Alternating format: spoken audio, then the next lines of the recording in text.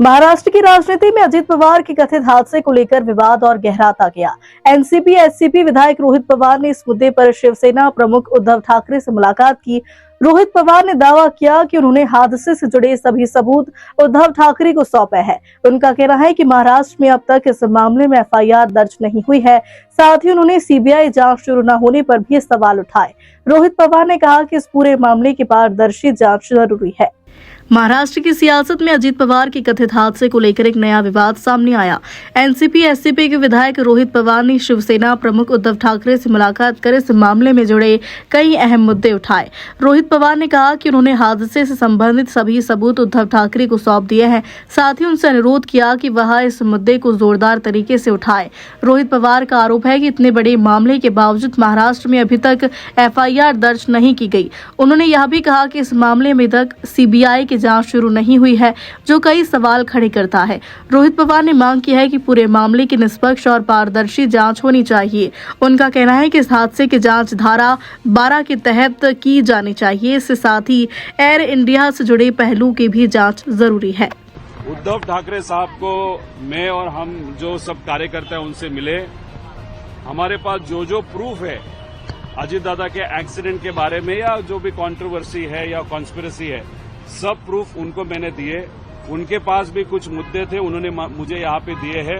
मतलब उन्होंने भी इस बारे में थोड़ा सा रिसर्च किया था। उनको हमने विनती की है कि आपके पास 9 खासदार है और राज्यसभा के भी 2-3 खासदार वहां पे है, तो आने वाले पार्लियामेंट सेशन में राहुल गांधी जी को तो हम मिलने वाले, इंडिया आघाड़ी के जो बड़े नेता है उनको तो मिलेंगे। तो उद्धव ठाकरे साहब को भी उसी सिलसिले में हम मिले थे। उनको रिक्वेस्ट की कि यहाँ पे महाराष्ट्र में एफआईआर नहीं हो रहा, उसके बारे में भी आप थोड़ा सा आपके पक्ष से आवाज उठाइएगा। राउत साहब वहां पे आवाज उठा रहे। उसी के साथ ये जो इंक्वायरी चल रही है वीएसआर का, कोई न कोई तो भी वीएसआर को बचा रहा है, डीजीसीए का अधिकारियों को बचा रहा है और सीबीआई के माध्यम से भी अभी तक इंक्वायरी वहां पे शुरू नहीं हुई। ये सब मुद्दे को लेके उद्धव ठाकरे साहब को हम मिले हैं। उन्होंने भी कहा कि बाकी बड़े नेता जो है, जो पार्लियामेंट सेशन में आपका ये विषय जो महाराष्ट्र के लिए बहुत महत्वपूर्ण है, ये सुशांत सिंह के बारे में 2 दिन में इंक्वायरी सीबीआई चालू करती है, लेकिन अजित दादा का विषय सीबीआई के पास जाने के 18 दिन बाद भी ये विषय अभी तक सीबीआई ने वहां पे नहीं दिया। तो कहा न कहा तो भी कुछ न कुछ तो गड़बड़ है। ऐसी भूमिका उनकी भी है, लोगों की भी है।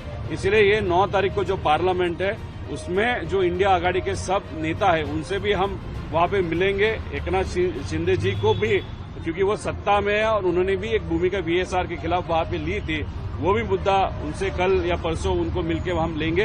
लेकिन उद्धव ठाकरे साहब एक महाराष्ट्र के बहुत बड़े नेता है, उनके माध्यम से पार्लियामेंट में जो खासदार है उनके मदद से ये विषय वहां पे लिया जाए, ऐसे हम सबको लगता है। उसमें 2-3 मुद्दे हैं। एक तो इंक्वायरी ट्रांसपेरेंटली होने की जरूरत है।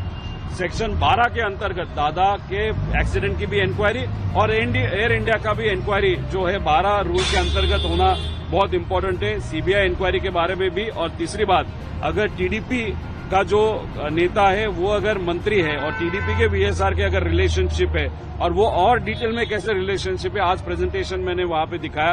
तो अगर ऐसा है तो मंत्री को वहां पे रहने का कोई भी अधिकार नहीं है, क्योंकि ट्रांसपेरेंटली इंक्वायरी ये नहीं होगी, ऐसे हम सबको डाउट है।